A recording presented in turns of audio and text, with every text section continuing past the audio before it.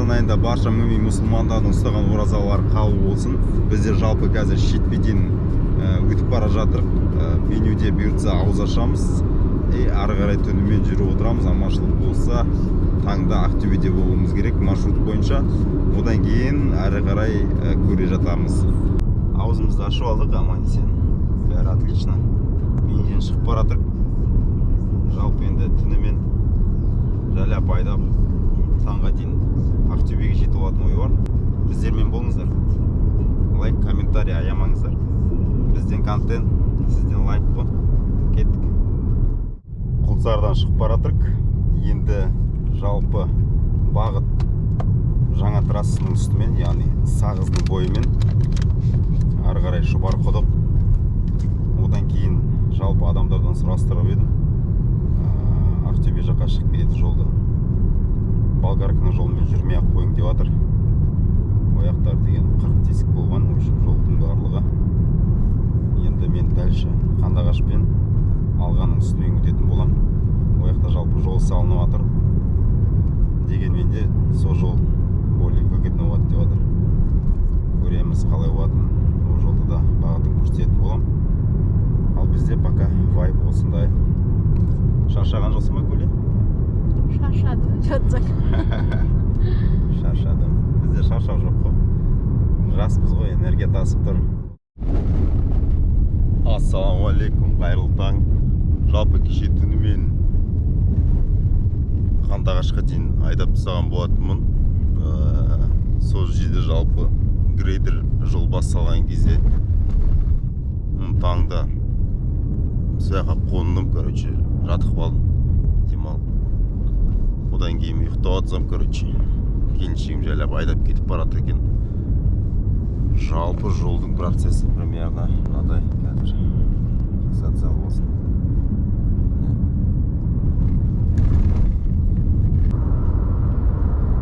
Жағдай былай. Мына жерде мынау зарядка, мынау үшін барлық керек заттар. Мынаның астында барлық сөмкелеріміз жатыр. Пока нормально, жайлап жүріп жатыр. Короче, душқа түсіп алдым. Мына жерде батыс жерге келіп, енді желание бешеный болып тұр жалпы жолға шығуға. Жалпы жолда ең басты мәселе тазалық. Енді бұйыртса жолға жүреміз дальше. Бізбен болыңыздар, кеттік. Хромтауға кіріп келдік. Хромтауға әрең жеттік, шыны керек. Жол деген өте нашар. Өте нашар. Масқара болып отыр енді жол деген. Мына жерде хром деген байлық деген жерде шашылып отыр. Енді мен білмеймін неге мынандай состояниеде жатыр жол деген. Оны бәрін қозғайтын болсақ, вообще басқа жерден шығамыз да әңгіме. Ладно, жайлап жүре берейік, көреміз бұйырған. Одан кейін тағы да бір мәселе де, мысалға біздер Ақтаудан шығып келе жатырмық. Ақтаудан Шұбарқұдықтан тіке Қандағаштың үстімен бері қарай алға қарай жүріп жатырмық та, Алматыға бару үшін. Біз неге вообще Алматыға бару үшін Ақтөбенің үстімен, Хромтаудың үстімен жүреміз деймін да, Ырғызға түсу үшін.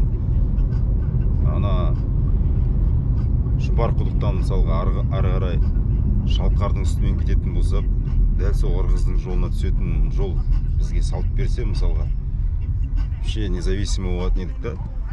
Ақтау деген жалпы логистиканың барлығы жақын болатын еді да. Қарап отырсаңыз, бір кәдімгідей қажетсіз круг жасап жүрдік та, былай айтқанда. Еще түсікті енді жасағанда да жасауға болады, бірақ енді жолдардың вообще сапасы жоқ та, по идее. Не знаю, мен вообще түсінбей жатырмын. Сондай қызықтар. Енді Хромтаудан әлі шығып кете алмай отырық қой, былай қарасаң, құтақандай жері. Жол деген вообще шек-қарын ақтарылып жатыр деген әңгімені осы жаққа келеді негізі.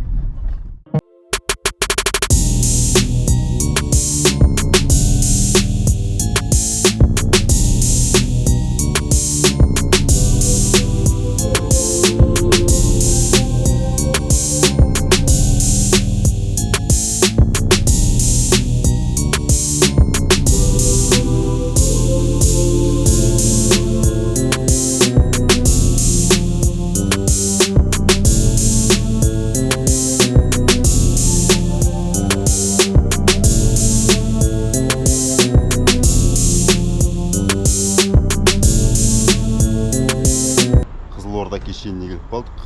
Бұл дегеніміз кемпинг. Көлікте жататын боламыз. Сосын таңертең жайлап қозғалатын боламыз. Процесс қалай? Нормально келе жатырық вроде. Себебі мен демалсам, артында жатқан кезде жолдасым айдап отырады күндіз. Ал мен строго түнде айдаймын. Енді дальше уже жүрудің варианты жоқ. Себебі қазір ауыз жабамыз. Мынау дегенде таң атып. Сол себепті кішігірім ұйықтап аламыз. Енді Түркістанға где-то 295 километрдей бар.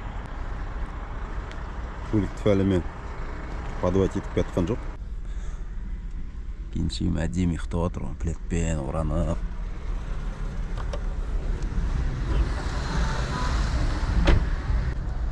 Сол, мен душқа кеттім, давайте.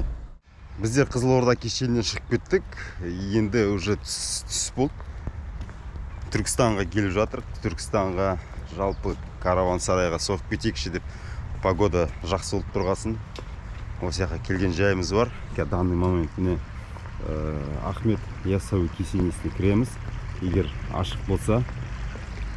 А так погодка радует дегенде ғой. Мен кеншемді қараңдар, қаңлай. Стильный болып жүр ғой, кәдімгі қазақы киіммен, как положено. Өзі тігіп алған. Бұл деген Зире бренд компаниясының сән үйінің жетекшісі ғой. Сол себепті она может себе позволить тігіп алып киюге, короче. А біздер простой плащпен жүрік. Ертең саған тігіп беремін шапан. Қойшы. Все, зафиксировали. Став алдық, короче, став.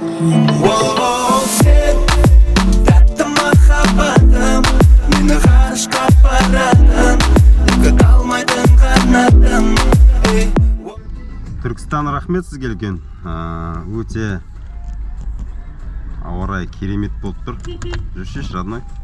Ауа райы керемет болып тұр. Жақсы бір демалыс болып қыдырып алдық. Ауа жұтып кішкене жүріп серуендеп. Енді жолға шығып бара жатырық. Дәл осындай көңіл күймен мойныма жастық тағып алдым. Былай айтқанда. Чо, қалай Гүлі, жақсы ма жағдайың? Маған қарашыш. Айт бір екі ауыз сөз. Не айтамыз? Вообще сен сөйлемедің осы влогта. Не дейсің? Не айтасың? Бәрі нормально, ішкі состояниемен күшті болып келатырмын өзім. Ойпырма. Ішкі состояниең қандай сенің? Ішкі дүниең. Ішкі дүнием күшті, ішкі дүнием. Күшті ма? Шүкір осындай өмір бергеніне, осындай күн бергеніне деп кәдімгідей рахметімді айтып шүкір етіп келатырмын ғой. Қазір мына жерден Түркістаннан Таразға дейін 320 километр. А бізде фактически сағат қазір 3 болады, 4, 5, 6. Ну, примерно сол Таразды ашуға нормально болып берген онда. Сол Тараздан иншалла ауыз ашамыз. Қуанамыз, так сказать. Сосын түнімен жайлап жүріп баратын шығармыз деп отырмыз. Алматыға кіріп келу керек қой жайлап түнде. Күшіміз жеткенше, короче, асығыс жоқ бізде.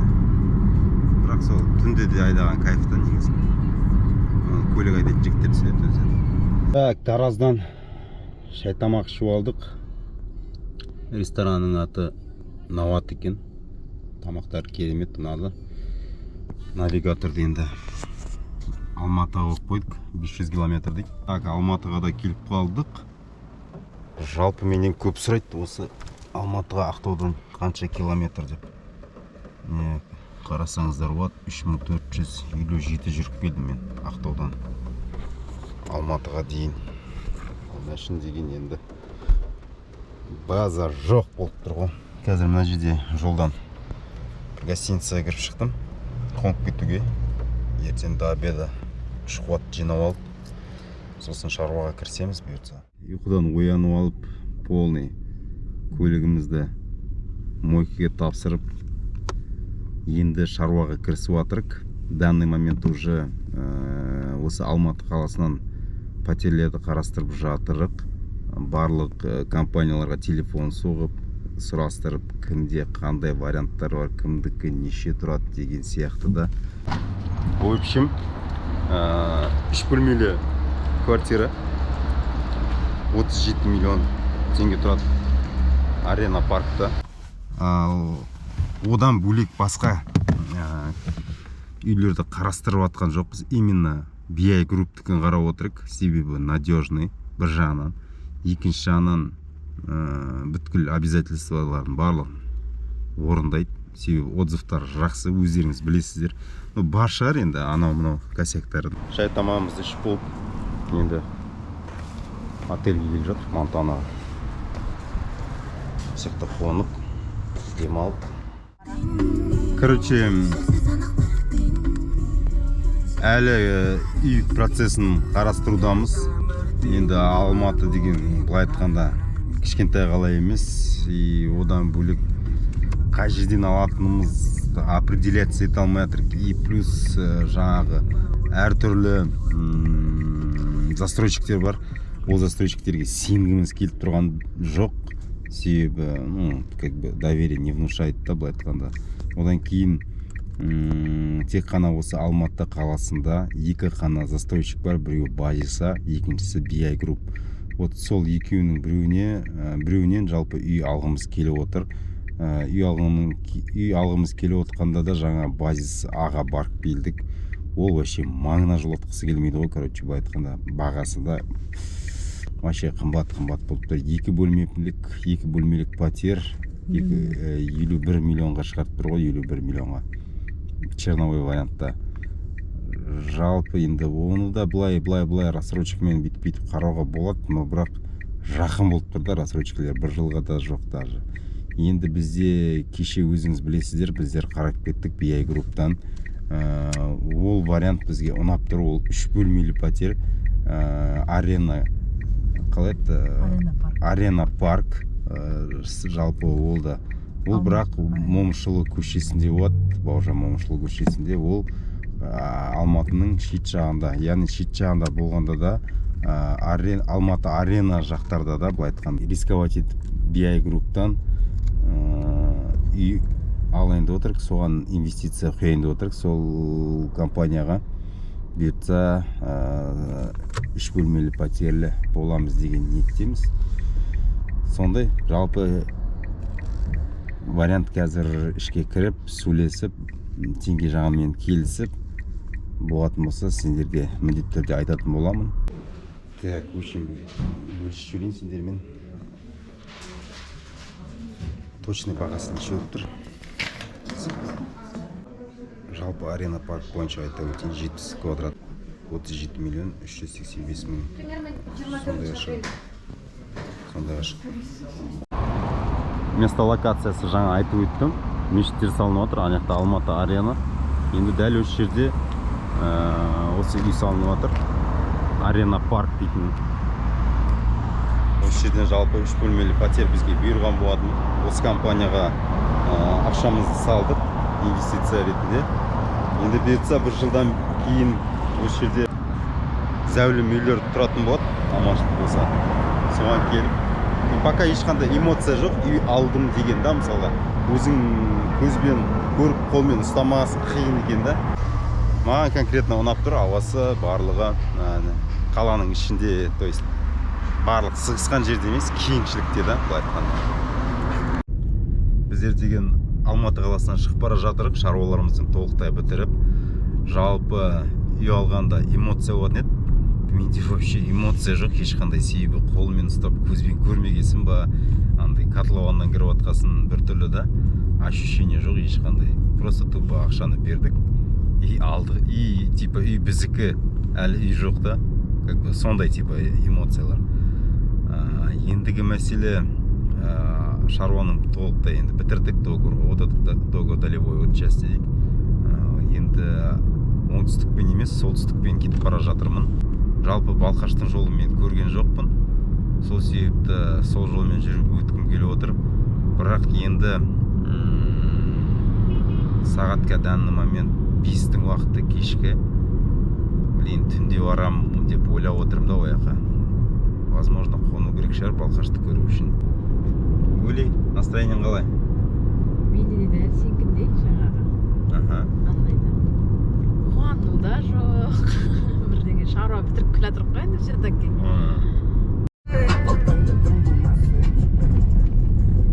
Короче, жолдың жағдайы мынадай екен.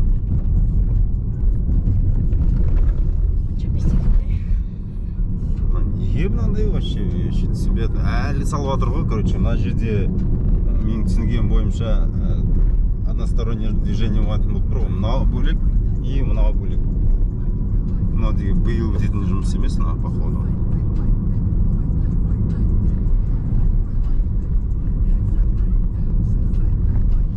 Так, неше километр жүздім?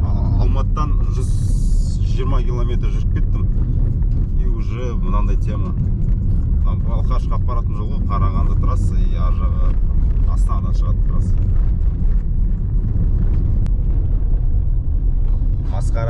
Масқара. Екі үлкен қаланы кәдімгідей қосатын жолдың бағыты мынау.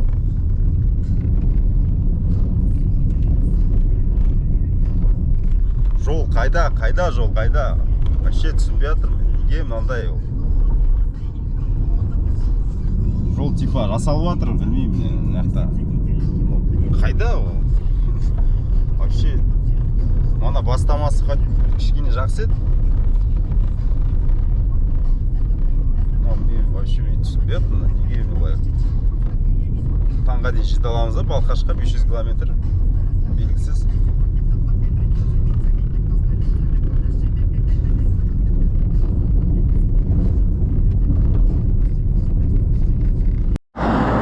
Так, күн батып кетті, жолда ауыз ашып жатыр.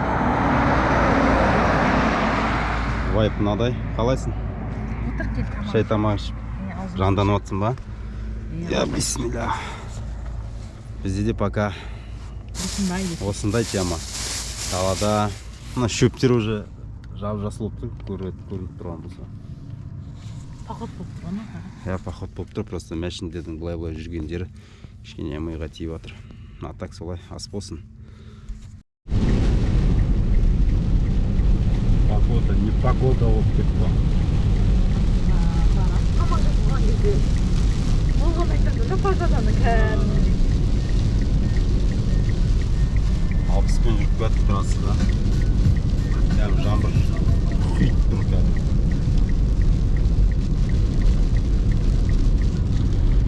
Сондай шаруа, короче. Дегенмен Алланың жаман күні жоқ. Қандай күн берді, соған бағынамыз ғой, амалсыз. Балқашқа да жетіп қалдық. Көк теңіз дейтін мотель дейді. Соның ішіне қонып кету керек болып тұр. Қалайса ұнап жатыр ма? Болады, өзім төсегім бар, өзім көрпешем бар, жастым. Болды. Кәдімгідей мына ішіне кіру деген, білмеймін, бәрін сұрады ғой, короче, қайдан келатсың, не істеп жүрсің, қандай документің бар деген сияқты, машинаң қандай, номері қандай деп, бәрін тіркеп айтыр. Жатайын деп жатыр. Ассалаумалейкум, қайырлы таң. Аман-есен ұйқыдан оянып алып, машина состояниесі мынадай, аяғым босайтып қалған. Домалағым деп қояды дейді. Жалпы сырты визуальный осмотр.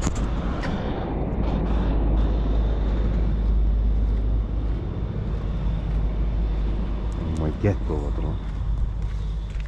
Еще такой енді. Короче.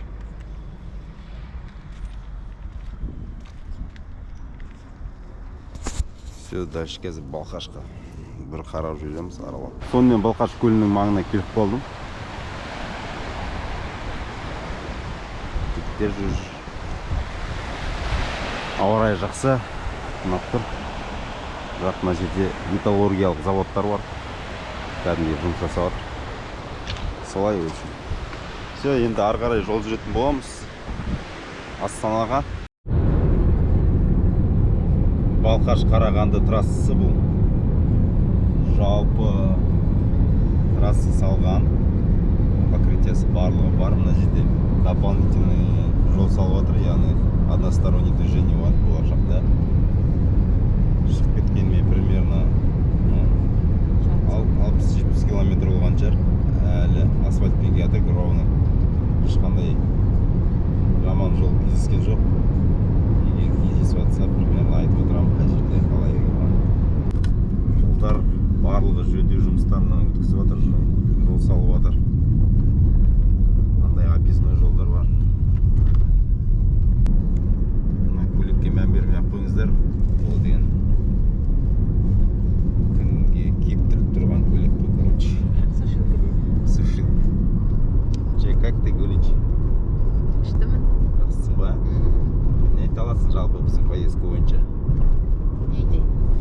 Һәм демалып, күшті болып келе жатырмын. Машинамен жүрген күшті негізі. Ел көресің, жер көресің. Сол күйеуімен қарайған әңгіме айтып, кәдімгідей күшті әңгіме айтып жатырық. Даму жайлы барлығы бар енді. От души сөйлесесің да. Бітпейді да еще ол әңгіме. Сен мен интервью алып отқандай болып тұрсың. Интервью ғой енді кішкене. Мнение. Жақсы бәрі. Уже біз нешінші рет жүріп жатырмыз, осылай 4-ші рет пе, 5-ші рет пе әйтеуір. Әңгімесіз қалып жатқан жоқпыз ғой. Әр кезде әртүрлі табылады әйтеуір. Солай хабар. Сіздер де күйеулеріңізбен жүріңіздер осылай әңгіме айтып, ұйқы жоқ вообще. Жанұяңыз. Балдарыңыз енді мешайт етіп, улап-шулап әңгіме айтқызбайды негізі. Абалап, артта отыр, тұр деп. Күйеуіңмен шықсаң күшті негізі тек қана. Маған балдармен шыққан күшті. Балдарың артында ұйықтап жатса, или там ойнап жатса, ақылды болса да балдар. Жаңағыдай ау қырылып бір-бірімен туда-суда болатын болса, это қиын, короче. Сол, мынандай техникалар енді әлі жұмыс жасалып отыр. Тезірек Балқаш пен Қарағандының арасындағы трасса бітсе екен деген ниеттеміз. Жүре береді, екі ортада. Енді былай қарап отырсаңыздар, біздер кішігірім бір круг жасап жатырмыз қой Қазақстан бойынша. Қарағандыны объездбен өтіп барадық.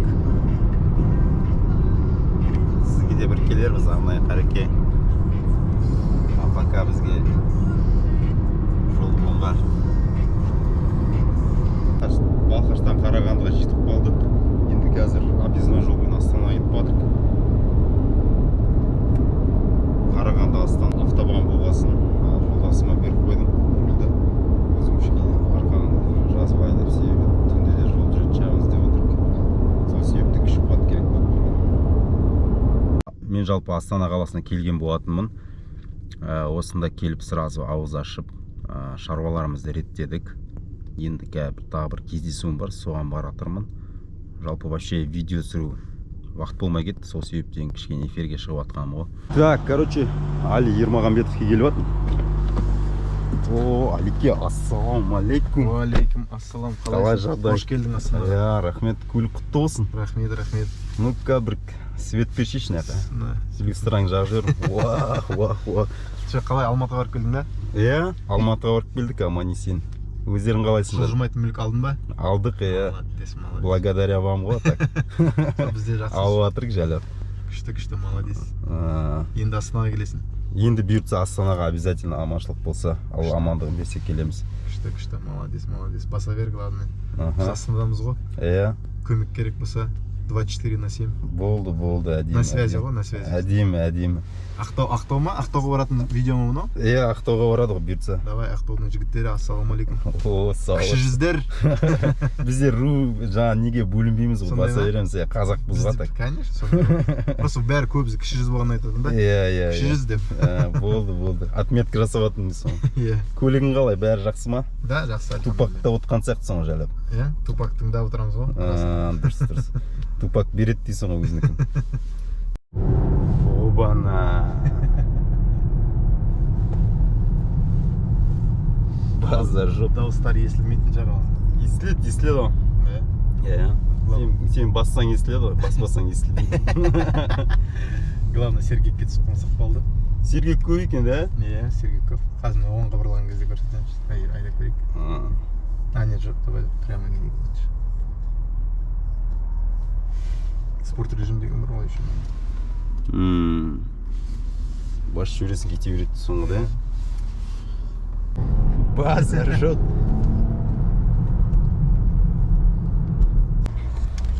Баршаңызға жалпы осындай көлік бұйырсын деген білет. Көлік енді масқара, әңгіме жоқ.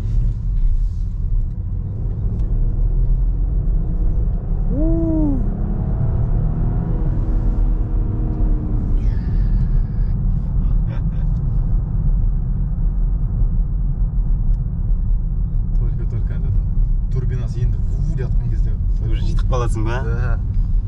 Бермейді дейсің ғой.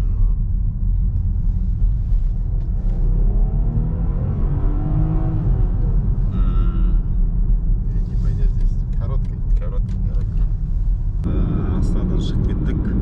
Шаруаларымыздың толықтай бітірдік. Сағат данный момент 2 болды. Спидометр 1287. Бұйыртса Қостанайға жетіп алу керек. 350 километр екен.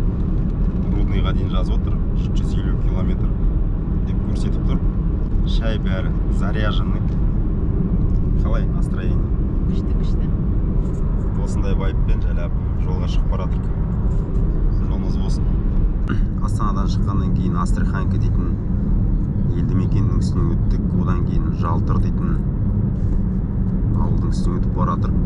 Круговойдан солға бұрылып Қостанайский трассаға түстік. Жолдың бағыты барлығы трасса нормальный. Ешқандай жөндеу жұмыстары жүріп жатқан жоқ. Енді әрі қарай Қостанайға дейін трассаны көретін боламыз. Қандай не болып жатыр деген сияқты. Мен бұл трассамен жалпы жүріп көрген жоқпын. Алғашқы рет жүруім. Так, Ақмола облысынан әлі шыққан жоқпын. Жақсы дейтін ауылына келіп қалыппын. Таң атып кетті уже.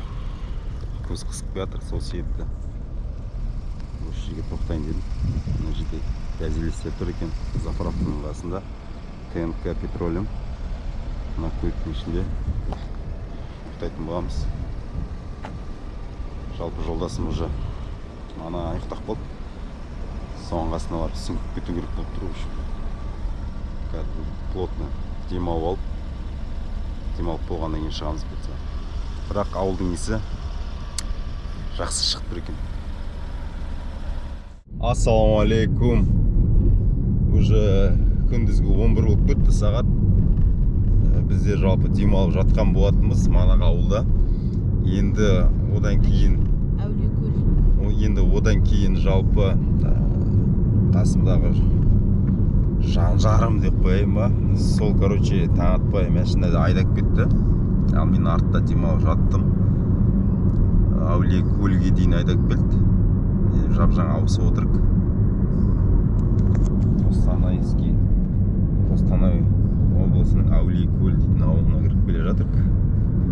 Әлі қанша бар, не бар, вообще курста емеспін, шынымды айтайын. Ақтөбеге дейін 850 километр бар. Жалпы Әулиекөл болса, значит, осындай жақындаған шығарым деген ойлап отырмын. Себебі картамда әлі қосқан жоқпын да. Ұйқыдан жаңа тұрып алдым. Кірісіп кеттік қой, короче, шаруаға. Ендіке алдымызда бір кемпинг болса, сояққа тоқтап, от души бір душқа түсіп алу керек болып тұр.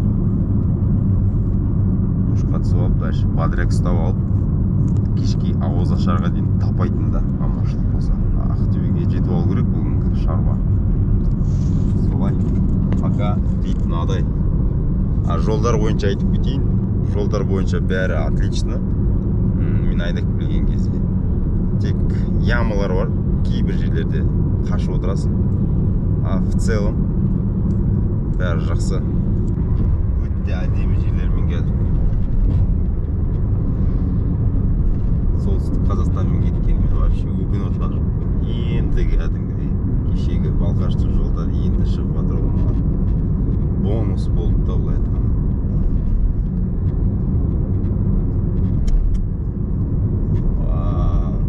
Бірақ ощущение бар ғой, сезім қандай болып тұр деймін ғой, біртүрлі бір орыстың киносы сияқты да. Ана оңтүстік жақпен өткенде қазақтың ауылдары есіңе түседі да. Ал мына жермен өткенде енді білмеймін, менің ощущением бойынша, менің сезім бойынша вообще солай сезіп жатырмын. Үйренген шығып қалмады даже. Бізге дүкен керек емес, бізге душ керек. Рудныйға кіріп келе жатырмын. 1957 дейді ғой.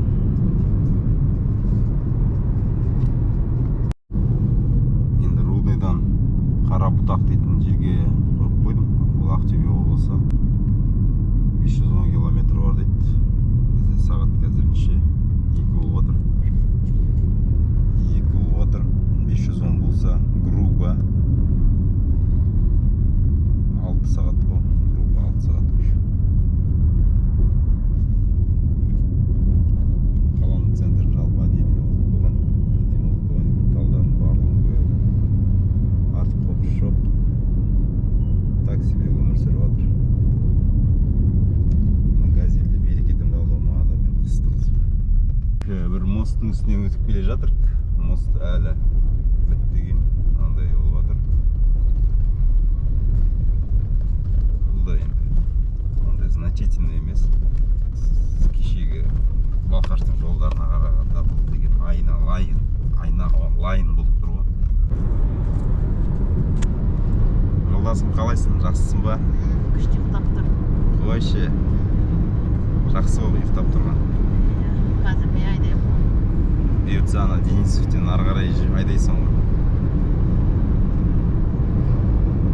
Ауысамыз ғой екеуміз.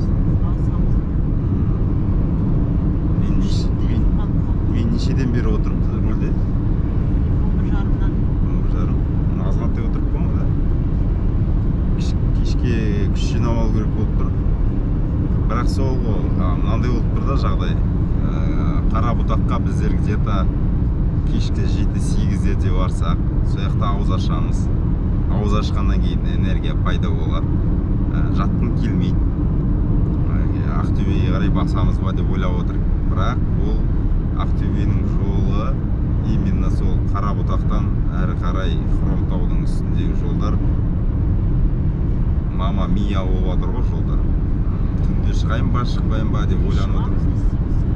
Шыға береміз ба? Болды. Жолдасым айтып отыр, шығамыз дейді. Болды, домой хочет, короче. Айналып болды ол. Шаршағанский чуть-чуть. Бізде уже жетіп қалдық па, не деген қимастық болып келе жатыр да. Ауада ура, үйге келіп қалдық деген сияқты темада. Солай. Тема осындай.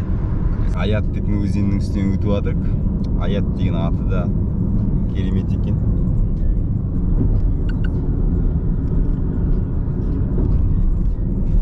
Вау.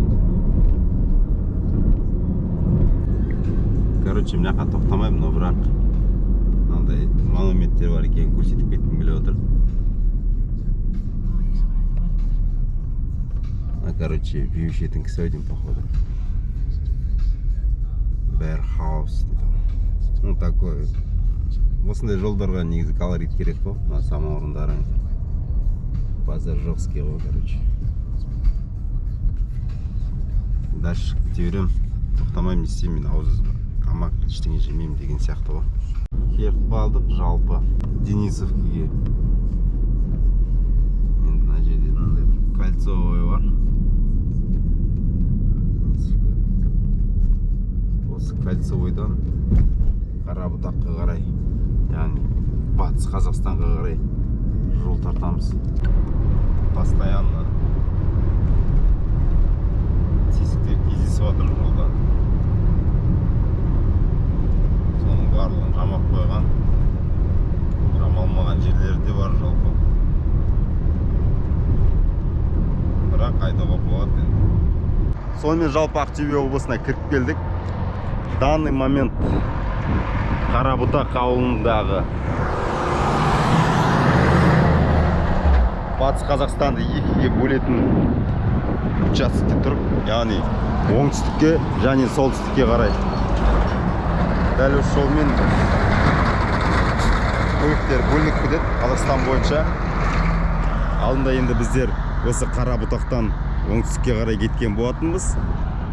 Содан Алматыны шарлап, Алматы мен Балқашты аралап, бері қарай Астанаға, Астанадан Қостанайдан дәл осы Қарабұтаққа қайтадан айналып Батыс Қазақстанға кіріп келе жатырмық.